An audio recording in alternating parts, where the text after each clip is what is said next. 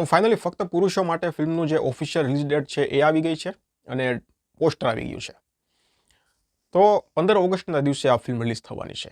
15 ઓગસ્ટવાળો આખો સીન શું છે એ પહેલાં આપણે સમજીએ. 15 ઓગસ્ટ આ એક એવો દિવસ જ્યારે બોલિવૂડ હોય કે સાઉથ હોય કે ગુજરાતી હોય કોઈ પણ ઇન્ડસ્ટ્રીની મોટી મોટી ફિલ્મો રિલીઝ થાય. 15મી ઓગસ્ટે 2024ની 15મી ઓગસ્ટે સિંઘમ અગેન અને પુષ્પા 2 આ બે ફિલ્મો એક સાથે રિલીઝ થવાની હતી. પણ અમુક કારણોસર બંને ફિલ્મો પોસ્ટપોન થઈ ગઈ. જગ્યા થઈ ગઈ એટલે સ્ત્રી 2 અને જ્હોન અબ્રાહમની વેદા આ બંને ફિલ્મોએ બુકિંગ કરી નાખ્યું. એટલે હવે આ આખા સીનમાં જો સ્ત્રી 2ની હાઈપ તો જબરજસ્ત છે, એ તો ખબર જ છે. પણ જ્હોન અબ્રાહમની જે વેદા છે ને એની હાઈપ અત્યારે 0 કહો ને તો પણ વાંધો નહીં.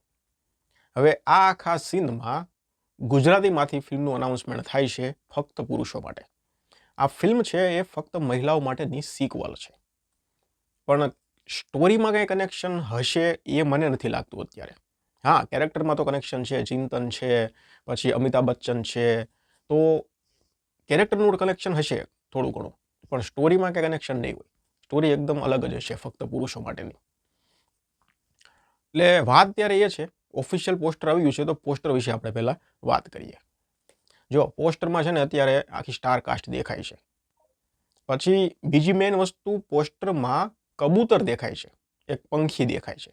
હવે એ પંખીનો રોલ આમાં ક્યાંક ને ક્યાંક મહત્વનો હશે ખરો. શું મહત્વનો છે એ તો નથી ખબર, કારણ કે પંખીનો રોલ આમાં હશે ખરો પોસ્ટરમાં છે એટલે એવું મને લાગે છે.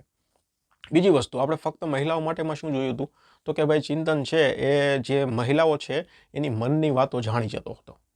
એ શક્તિ હતી એનામાં, એ પાવર હતી, એ આવી હતી. જ્યારે અંબાજી દર્શન કરવા એ ગયો ત્યારે એ ફિલ્મ તમે જોઈ તો તમને ખબર જ હશે. અને છેલ્લે ફિલ્મના અંતમાં એકદમ લાસ્ટમાં એને અમિતાભ બચ્ચન દેખાય છે, એટલે કે એના પિતા દેખાય છે. એટલે હવે એ ફિલ્મ ત્યાં પૂરી થઈ ગઈ. તો ફક્ત પુરુષો માટેની જે ફિલ્મ છે, જે સ્ટોરી છે, એવું લાગે છે કે ભાઈ હવે તો એને અમિતાભ બચ્ચન એટલે કે એના પપ્પા છે એ દેખાય છે, બરોબર છે. તો હવે ફક્ત પુરુષો માટે ફિલ્મ છે એની સ્ટોરી એવી હશે કે આખી ફિલ્મમાં એના પપ્પા સાથે લગભગ વાતચીત કરશે, એ પણ એના એકલાને જ દેખાશે, બીજા કોઈને લગભગ નહીં દેખાય. કે એવું કંઈ બની શકે કે પછી એવું કંઈ પણ હોઈ શકે કે ભાઈ એની પાસે કોઈ બીજો પ્રકારનો પાવર આવ્યો હોય, અથવા તો અમિતાભ બચ્ચન એટલે કે એના પપ્પાએ કંઈ બીજો પ્રકારનો પાવર આપ્યો હોય એને, જે પુરુષોને લગતો હોય, એવું કંઈક હશે. જે હોય સ્ટોરીમાં આપણને કંઈ પોસ્ટર પરથી ખબર નથી પડતી. પણ હું એમ કહું છું કે આ ફિલ્મ છે ને એ જન્માષ્ટમીના દિવસે રિલીઝ થવાની હતી, પણ આ ફિલ્મ છે એ પ્રીપોન થઈ ગઈ. જ્યારે ફિલ્મનું અનાઉન્સમેન્ટ થયું ત્યારે જન્માષ્ટમી 2024 એવું લખેલું હતું. પ્રીપોન કરવાનું કારણ તો નથી ખબર, પણ મને પર્સનલી એવું લાગે છે જન્માષ્ટમીવાળો ઓપ્શન હતો ને એ ફિલ્મ માટે બેસ્ટ હતો. કારણ કે આપણે કેવું 7મ 8મમાં 2-3 રજાઓ હોય એટલે ત્યારે ફિલ્મનું જે કલેક્શન છે એ સારું એવું નીકળી જાય. અને ઉપરથી કોમ્પિટિશન પણ એટલું બધું લગભગ તો જન્માષ્ટમીમાં કોઈ મોટી ફિલ્મ નથી આવવાની. એટલે ત્યારે આ ગુજરાતી ફિલ્મ એકલી હોત ને તો સારું એવું કલેક્શન નીકળી જાત અને 2-3 રજાઓ હતી તો લોકો ફેમિલી સાથે ફિલ્મ જોવા માટે જાત ખરા. 15મી ઓગસ્ટે તો કોમ્પિટિશન છે. જોઈએ હવે આ ફિલ્મની હાઈપ પણ છે, એવું નથી કે નથી હાઈપ. સ્ત્રી 2 છે અને ગુજરાતીમાંથી આપણે ફક્ત પુરુષો માટે બંને સિક્વલો ટકરાવવાની છે. જોઈએ હવે કોણ જીતે છે. બાકી મેકર્સે નિર્ણય લીધો છે, સમજી વિચારીને લીધો હશે કંઈક.